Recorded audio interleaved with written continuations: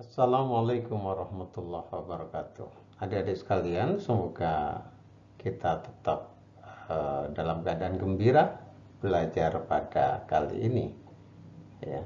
Bersyukur sudah tentu pada Allah Subhanahu wa Ta'ala, kita berada dalam keadaan baik, sehat, ya. Iman insya Allah bersama kita. Yang kedua, salawat salam semoga tetap tercurah atas Nabi kita Muhammad Sallallahu Alaihi Wasallam, keluarga beliau, sahabat beliau, dan pengikut setia beliau.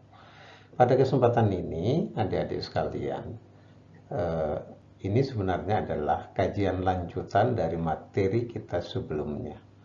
Materi kita sebelumnya adalah bicara tentang keberadaan status sunnah ya dalam hukum Islam.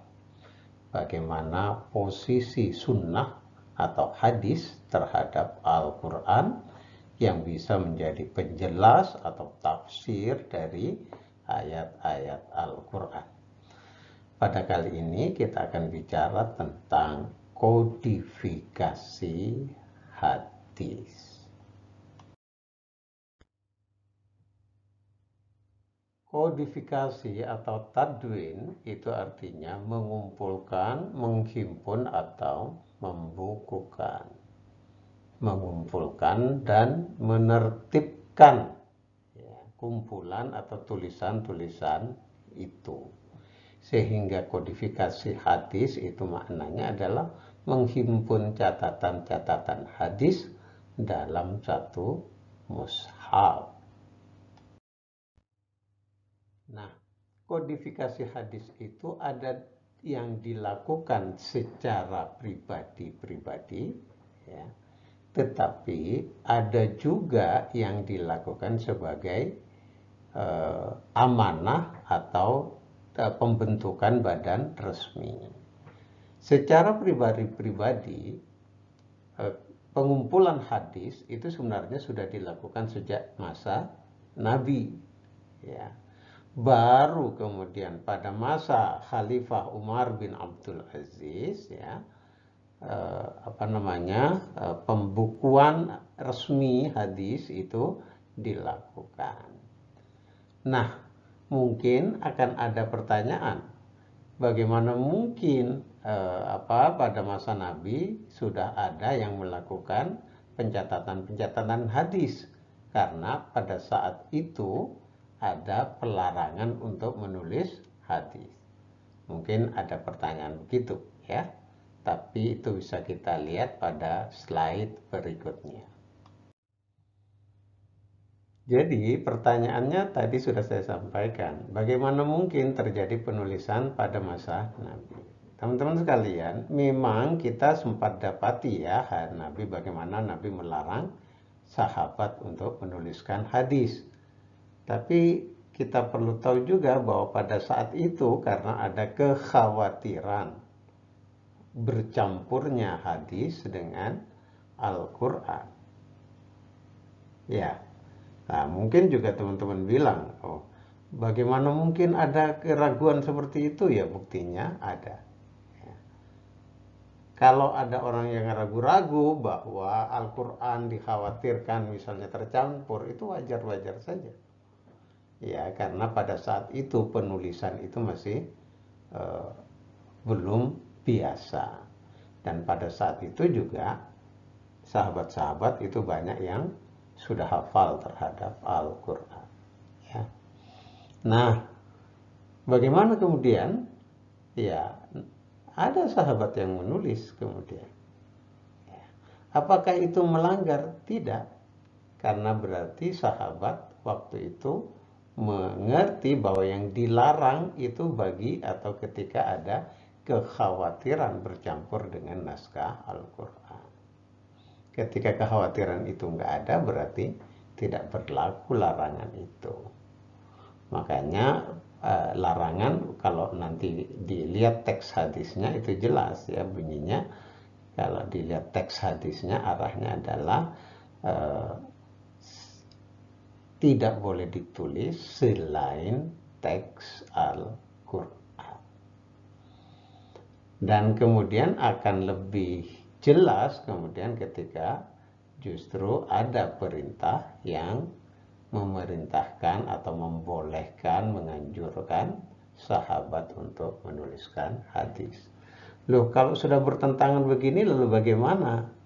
Ya, para ulama kita sudah mengambil pelajaran tentang ini. Ya, bagaimana mensikapinya. Dari dua berita yang berbeda tadi, satu melarang menulis, satu membolehkan atau menganjurkan menulis, kemudian timbullah penyatuan makna dari para ulama. Apa misalnya? Yaitu tadi ya, pelarangan tadi itu sifatnya umum. Ya. Jadi untuk para sahabat yang dikhawatirkan terjadi pencampur adukan antara Al-Quran dan Al-Hadis, maka dilarang untuk mencatat. Itu berarti tidak berlaku untuk orang yang tidak dikhawatirkan. Nah, larangan itu juga untuk kodifikasi formal pada saat itu. Ya. Kenapa? Ya, ini pemaknaannya. Kenapa? Ya. Karena pada saat itu Al-Quran saja itu belum dibentuk secara resmi dalam mencatat, baru tetap orang-orang yang ditunjuk. Nah, kalau itu kodifikasi formal itu dilakukan, memang akan mirip kan ketika ditunjuk begitu dengan orang yang menulis Al-Quran. Makanya di sini para ulama lalu mengambil kesimpulan, memang tidak dilakukan penunjukan resmi orang untuk menulis hadis. Ya. Justru yang boleh menulis itu adalah atas inisiatif-inisiatif mereka. Kemudian pelajaran yang terakhir yang barangkali bisa diambil sehingga kita bisa menyatukan makna dari dua hadis yang dianggap bertentangan itu adalah larangan waktu itu ketika wahyu masih turun. Ketika wahyu sudah tidak turun lagi, maka sudah waktunya hadis itu untuk ditulis. Itu mencoba menyatukan makna dari hadis yang sempat dilarang untuk ditulis dan hadis yang sempat diperintahkan untuk ditulis. Nah, kapan secara resmi penulisan hadis dilakukan? Itu pada masa pemerintahan Khalifah Umar bin Abdul Aziz. Ya, mengapa ini penting? Ya, karena kalau dibiarkan miriplah ya dengan masa-masa awal turunnya Al-Quran. Nanti pada saatnya orang-orang akan wafat, yang hafal-hafal Al-Quran wafat. Kemudian nanti orang-orang bisa bikin hadis ya, karena punya kepentingan. Kemudian sudah tidak ada khawatir lagi bercampur dengan Al-Quran, karena Al-Quran sudah terkodifikasikan.